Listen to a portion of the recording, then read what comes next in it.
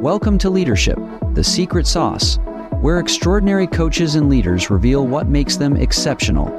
We're your hosts, Dave Lipsky and Matt Dodson. Together, let's discover our guest's secret sauce. Today's episode is brought to you by Character Matters Coaching and Consulting. At Character Matters, we believe great leadership isn't just about results. It's about who you become along the way. From career transitions to team building, we help leaders unlock clarity, build resilience, and lead authentically.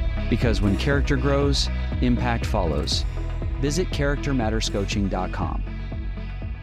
Today's episode is supported completely unofficially by a community we deeply believe in, the International Coaching Federation's Coaching in Organizations. If you're building or leading an internal coaching program, this is where your people find their people. It's a space to swap real stories, sharpen your craft, and stay connected to what's emerging in our field. If you haven't joined yet, take a moment to sign up and plug into the conversations shaping the future of organizational coaching. Your community is waiting, and they're ready to learn with you. Go to coachingfederation.org/coaching-in-organizations-inquiry to get started. All right. Well, welcome in. Today, we're sitting down with Heinrich Sander to uncover his secret sauce of leadership and coaching.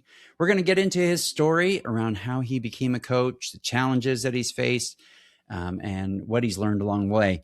I would actually encourage you, if you are a solopreneur or if you're in business for yourself, that you really listen to his experience and the wisdom that he's gained along the way. I think you'll really appreciate it, as well as some of the things in terms of actually moving from one industry or actually moving from one industry as a stepping stone to the next. So we want you to stick around. And before I pass it off to Dave, please subscribe and like this episode if you can. That certainly helps us in all of our future guest inviting. So Dave, who do we have on the podcast? Welcome, Heinrich. I wanted to start off with just a quick energy check-in on a scale from 1 low, 10 to high. Where is your energy level and what has you at that? Yeah, thank you. Thanks for having me, by the way. Excited to be here. Yeah, I would say I'm probably a good 9 today. I'm definitely a morning person. It's a Friday. I'm excited.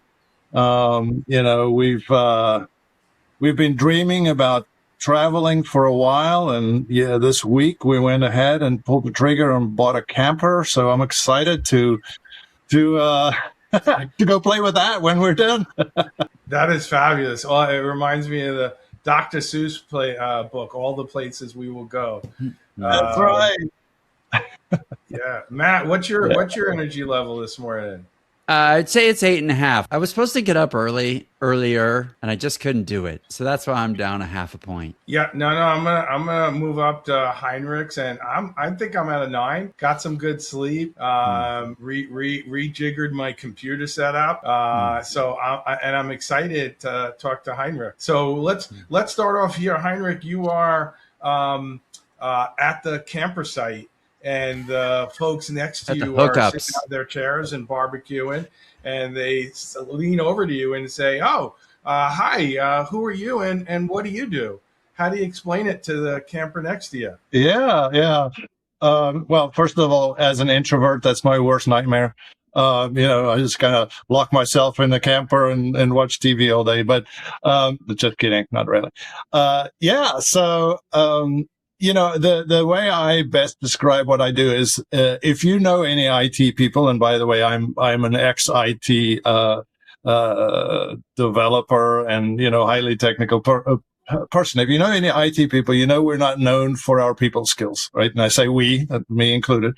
And then what happens is we take our best, most technical people and we turn them into leaders, and we think that's going to work out well if we don't give them any training.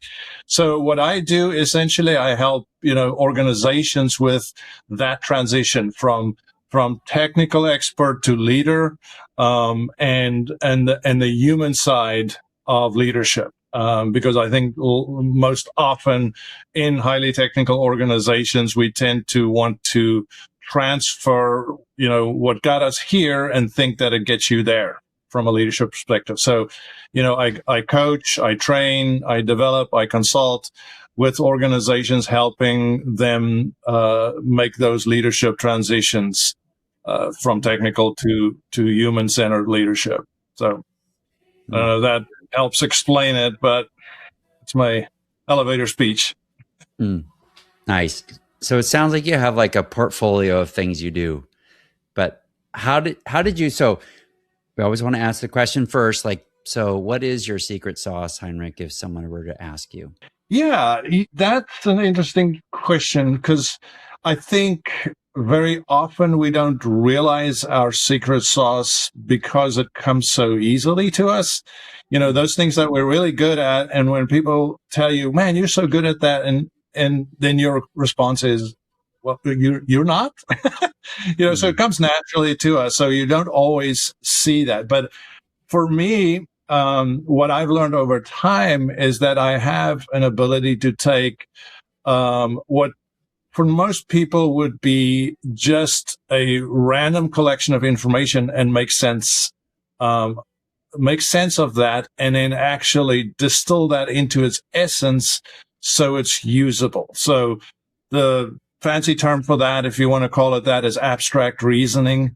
So, the ability to take really abstract or seemingly random patterns and make sense of it, and then translate that into actionable information that's often that often allows people to really get to the core of what they're struggling with. If that makes sense. Discover that? Yeah, it does actually. How did you come upon that? I think I actually didn't realize it until a couple of years after I started my coaching business. Just realizing it when I talk to people, and I could clearly see the common thread or the string or the core of it. And when I point that out to them, the response is, wow, I never saw that. I never realized that. That's something I didn't see in all of this information. And I'm like, oh, okay, well, I guess if that happens often enough, that's something that I think I have, a talent for. And then when I started looking at that and really leaning into that, then I realized that, hey, that is something that I think is very valuable, first of all. And not everybody has that natural, I guess, vision, if you can call it that. So that I kind of stumbled upon it, as a aha moment myself. Yeah, So. we often tell coaches to, connect and coach across patterns. So I really like that you shared that, and I am very interested in like an example of like what is a pattern that you might be looking for, and how do you go about discovering that pattern to help connect things for people? Yeah. Again, that's a hard question, because I don't really have a formula for it. It just kind of comes naturally. But I just I think it comes down to one of the core skills of being a good coach is asking good questions. And for me, it is digging into the levels and not accepting the first answer that's normally the most superficial answer as a fact. And so asking, by the third level of questions, you get to the real essence of it, and then you've established a trail, a connection of points that you can now actually look at and establish that pattern. So, one data point is not a pattern. And so I think where a lot of coaches sometimes go wrong is we don't ask those follow-up questions that establishes the pattern. We take the first answer as on face value, and then we miss the deeper revelations that is to be had. Yeah.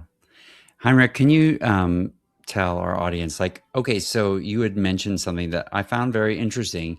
After a couple of years of being in business, you kind of discovered your secret sauce. I Yeah. think sometimes we have given the impression on the podcast, like, hey, you need to know what your secret sauce is before you start your business. Yeah. But you came about it. So kind of take us on that journey.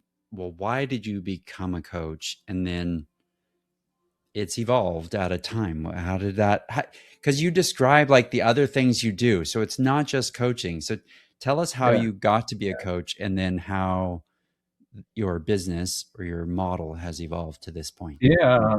So I was in IT, like I said, for a while, and as it happens, when you do well enough, you start leading IT organizations. And I think what for me was the aha moment was when I started leading larger and larger organizations, and I realized that at that point, it's no longer as much about the operational side of it as it is the human psychological side of it. One of the things that I think both as leaders and as coaches, I think we ought to be what I call behavior change facilitators. And whether that is as a leader where you're facilitating, individual growth or organizational growth, essentially everything boils down to behavior change and facilitating that. And the same goes for a coach is, when somebody comes for coaching, 9 out of 10 times they want to change something. They want to fix something. They want to improve something. And that requires behavior change. And the science, the neuroscience, and a lot of the art of why do people change their behaviors and why do they not is the more important question. As a leader, as a coach, if you get that, if you crack that nut, that's when I think you're doing some, impactful work. And so the more I got to experience that side of it, even inside of something as technical as IT organizations, it lit a fire in me that I think I didn't realize was there.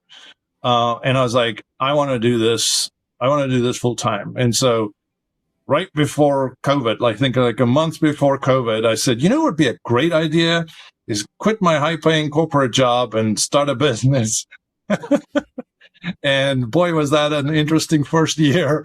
But yeah, here we are 6 years later and still going. But yeah, it unlocked a passion in me that I didn't know was there. And so it's been awesome being able to make a living doing that. How did you get, like, when you think about all the kind of the portfolio of work that you have, did that evolve? How did that come about? Yeah, I think it's definitely been an evolution. Because when I initially started, I was very much more focused on career coaching and helping people grow and develop individually, and unlocking, what I used to call what I want to be when I grow up kind of answers.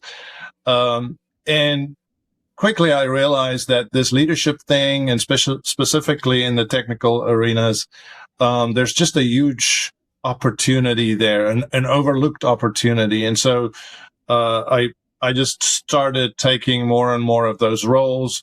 And then it also evolved from working a lot more one-on-one with individuals to working with organizations and working with, senior executives,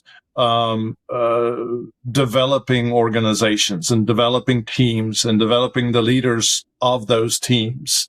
And sometimes the executives themselves. One of my biggest clients, I love working with them. And I worked with the CTO. And when he first engaged with me, he's like, I want you to coach 4 people. And I said, okay, who are they? And he said, this person, this person, this person, and me. And when he said, and me, that's when I realized this is an organization who is serious about, development. And I love that. It's been awesome to work with. So, top to bottom, yes. If someone shadowed you for a week, Heinrich, where would they see your secret sauce more pronounced? I think it's in those coaching conversations where, from the outside, somebody sitting listening in might look at the situation and go, man, this makes no sense. I don't know what to make of all of this, what this person is saying and how to connect the dots. And then, when I can take all that information and put my finger right on the hot button, and that person, very often you see when you do that person, gets even big guys I've seen get really emotional, like, because you've really put your finger on something that's been a challenge for them, or something that's really unlocking a long lost desire, or something that really triggers a lot of emotion. And when you see that, I think if you look at it from the outside and you see, wow, how did you get there? I think that's how you would see it. You said something. I have a engagement coming up. It's a facilitation with a bunch of technical people. And my experience with them for several years is if you can use language that they know or they can explain, and all of my I think bias or preconceived ideas about where they can they go there type of thing is wrong, because they can. And so I mean, they're no different, right? But for some reason I think, oh well, they won't really go to that next level. And I've just found over and over and over again, those very people that we sort of set aside and go, they just can't go there, with a little nurturing and powerful questions and really care for them, they can all go there. And so, I'm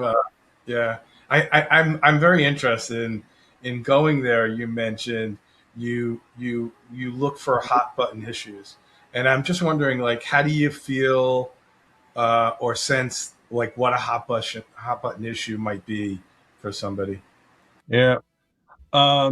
So I think you guys saw her when we were together in Boston as well.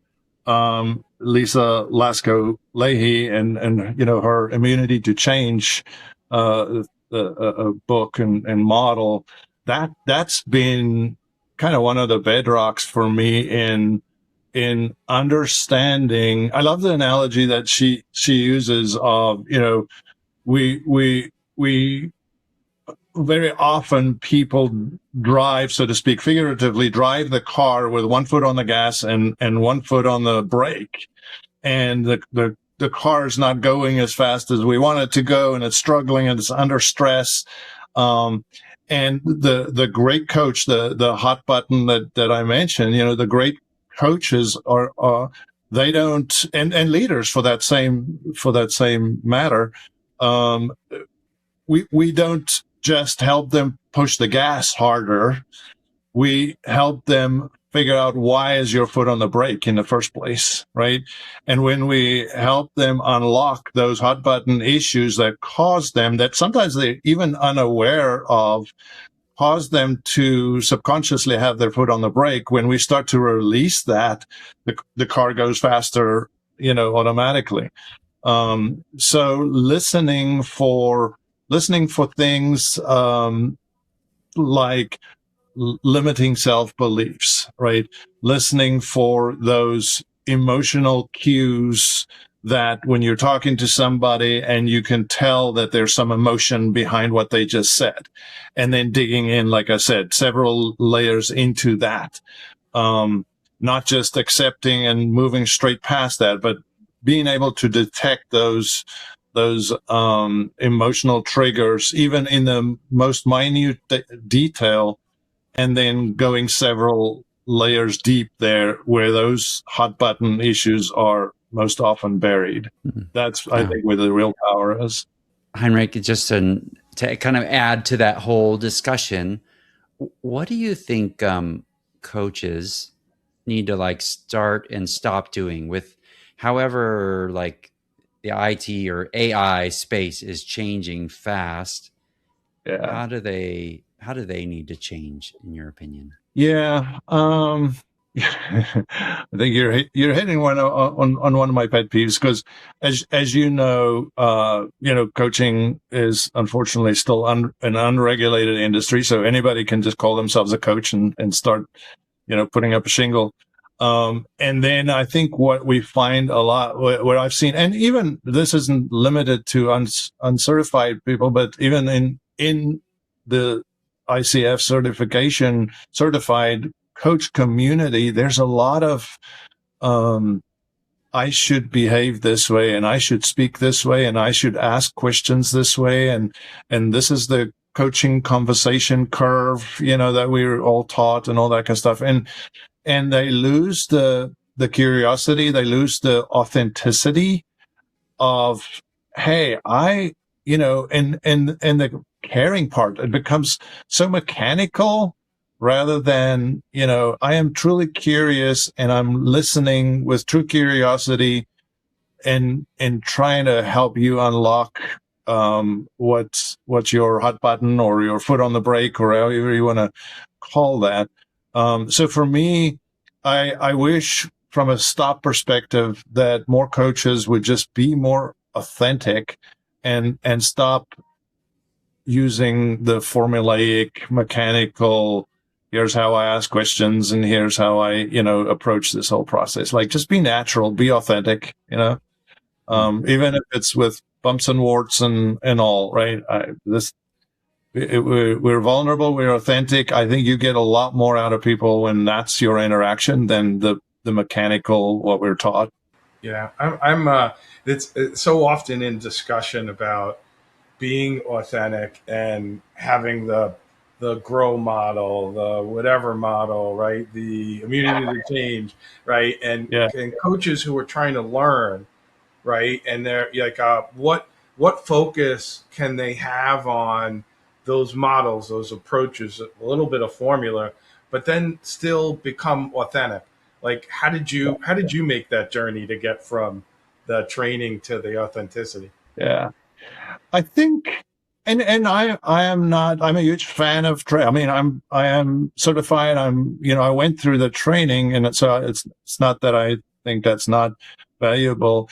But I think when you, for me, it was when I've looked into so many of these different models, and I've seen, many different approaches. And again, it goes back to the secret sauce conversation. Is I can look at all of those models, and I know they exist, and I know how they work. But then when I listen to the conversation, truly listen, I can pick out pieces and parts of some of them and combine them and, reconfigure them maybe based on the person that's in front of you, based on the situation that's in front of you, and build your own new model, maybe that is a combination of all of them or some of them.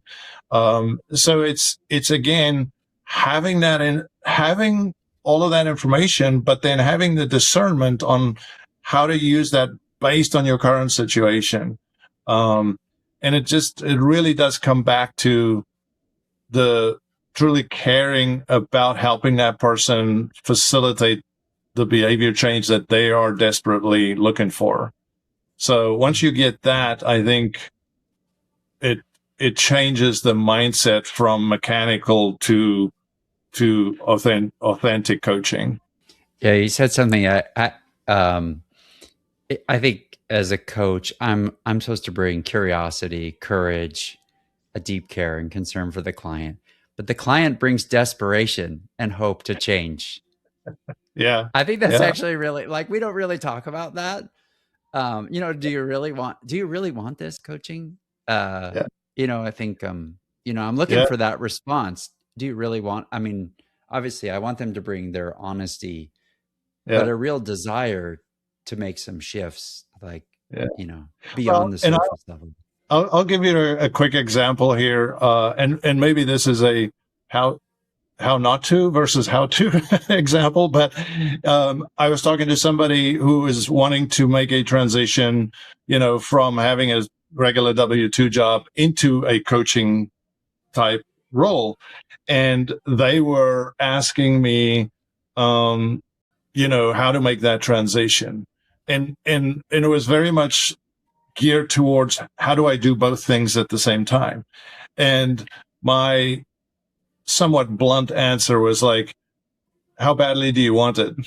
To your point, like if you want it bad enough, you will find a way to, step out of the boat and burn the ships, so to speak. And that may not be great advice, but it speaks to, if you kind of want to play in both worlds, you're not serious enough about this. And I think they appreciated the candor. Maybe I was a little blunt, but I think it does speak to, hey, how motivated are you? Because it starts with that, and then what are you willing to do? What are you willing to sacrifice? Very often we talk about passion, and we think that passion is like just how energized we are. But I think, and I'm not a linguist, but I think if you go back into the root of the word passion, it's about sacrifice. It's about what are you willing to sacrifice for what you are passionate about. So nice. Yeah. Yeah. You had said, like in a previous discussion, you had talked a bit about what a client wants versus what they need. And I'm interested in, like, with what you just said, where is your focus? Like, how much are you adjusting to what a client wants, possibly from desperation, versus what you think they need at a deeper level? Yeah, and I think for me there's a little bit of both. In there is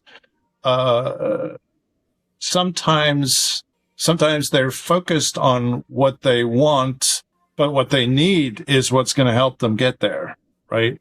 So the need is the foundation to get them to where they want to be, and I think that's also how the coaching conversation, or the leadership conversation for that matter, is most valuable. Because yes, we absolutely want to help the client reach their wants, right? Their dreams, their aspirations. But to get there, we have to go through their needs. Like, do you understand that to get there, here are the sacrifices that you need to make. Here are the development areas that you need to focus on. These are the things that's holding you back. So to me, it's not an either or, it's a both and. And I think when you coach that way and you listen for that as a coach, I think you have to listen for both. Is translate that want language into need actions. If that makes any sense. Heinrich, if you were to design your ideal coach for yourself, today, what would you absolutely have to have? And if you could also I'm going to stack this question, probably totally wrong, would just be like, tell a little bit about your coach, like tell the audience, because I think that's really kind of fascinating to them. So what do you want from a coach? And then what kind of coach do you have? Oh, my coach? Mm-hmm. Yeah. So, I think, and we've talked about some of that. I think, gentle but brutal honesty, radical candor, right? Delivered in a gentle, caring way, is one of them. I think the ability to, the authenticity we talked about, earlier, the deep authenticity and being truly genuine as a person, truly caring, and then not to sound, self-aggrandizing, but that abstract reasoning that we talked about, like being able to look at these patterns and detect these patterns, that otherwise might be missed if you don't pay attention. From my coach's perspective, I have two business coaches that help me in the business side of my business, and they are brutally honest. Very often I come away with our conversations like, man, I really suck. I really. But it's, for me, they know that that's something I need. Like we talk about wants and needs, right? I need that brutal honesty. I want that. Like, tell me if I'm doing it wrong. They're continuously telling me, Heinrich, you're distracted. You need to focus.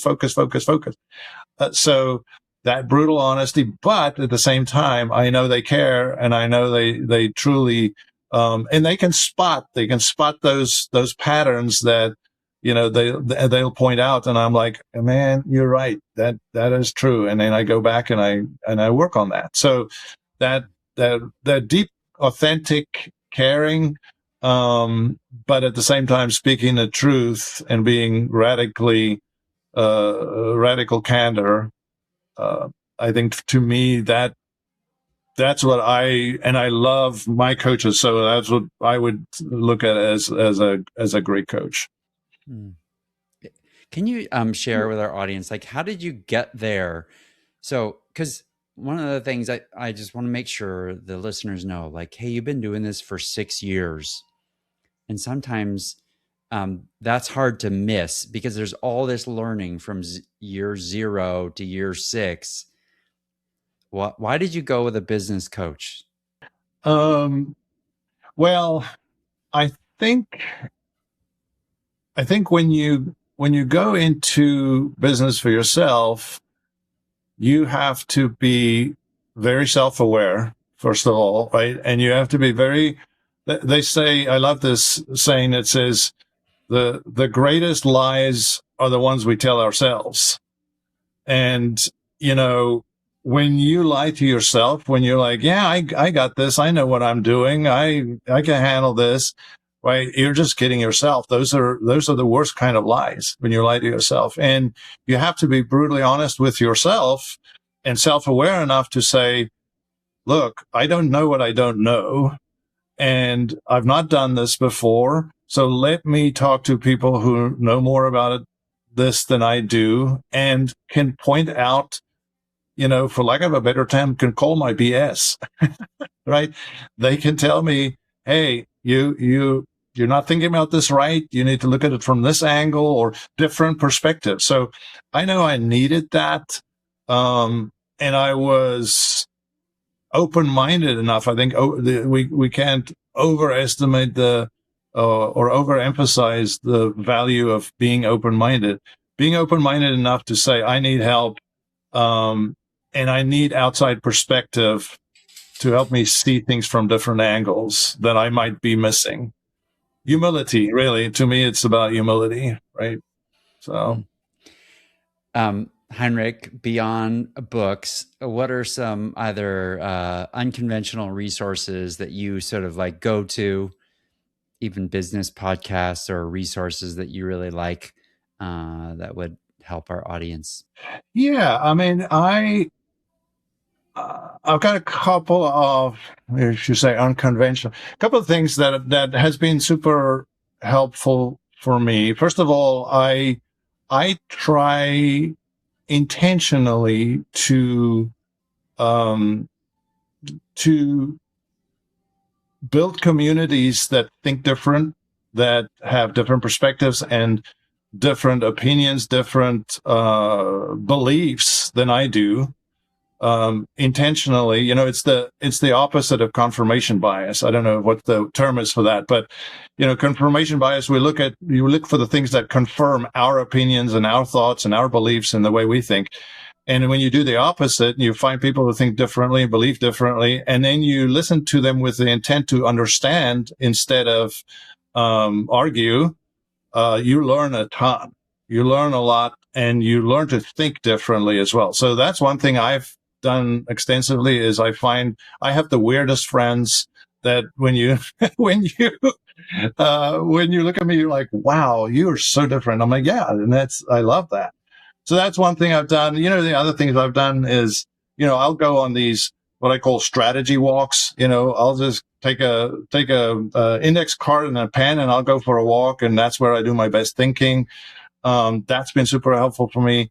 And then the other thing I've done more recently is kind of, and I've heard this from somebody, and I've been trying to practice this, is nervous system regulation. I think we get so spun up, and our minds tend to get in this fight or flight phase, where when you're in that phase, there's no creativity, there's no strategic thinking, you're just in survival mode. So this whole concept of nervous system regulation helps you get out of that and get back into, creative thinking, strategic thinking.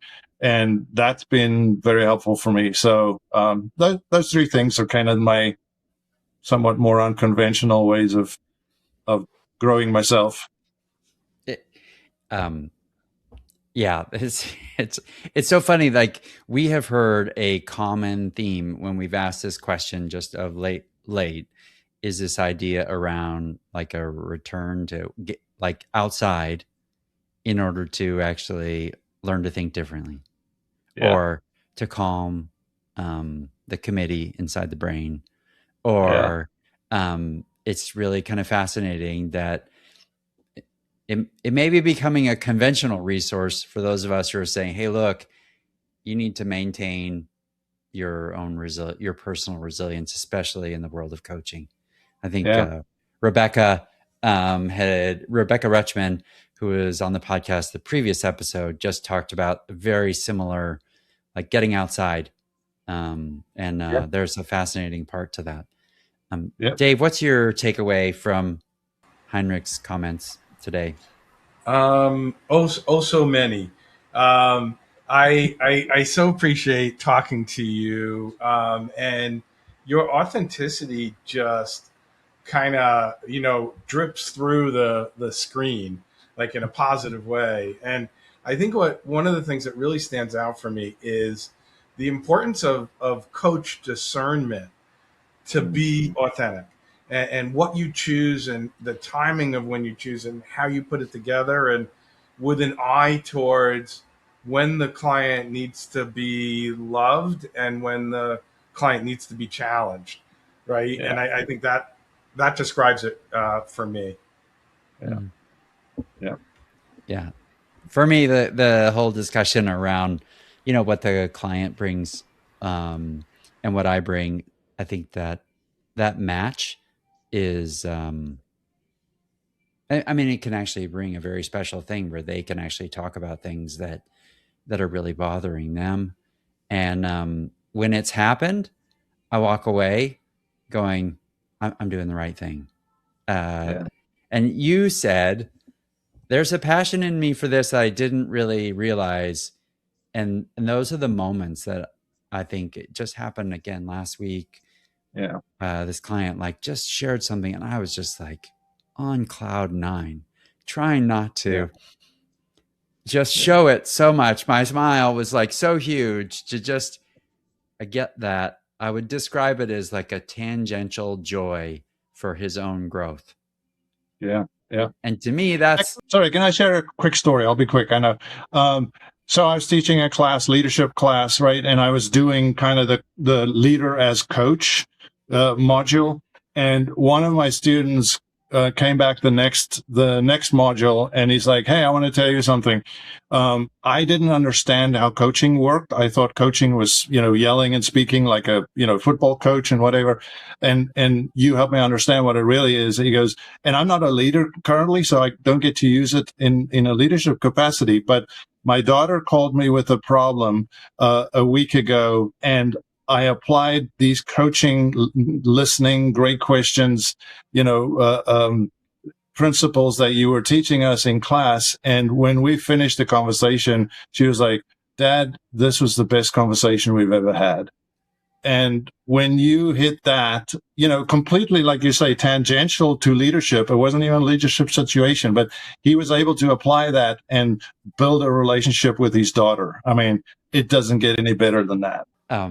Heinrich, what's the best way for our audience to get a hold of you? Someone is, they're starting their business, they're just really appreciate some of your experience. What's the best way for people to connect with you? I'm probably most active on LinkedIn. So reach me on LinkedIn, Heinrich Sander. I'm quick to respond and I'd love to connect. Great. It was a pleasure to have you on the podcast. So to all of our listeners, hey, if you just think about what is your secret sauce, maybe that will come in time. It won't just show up before you start your own practice.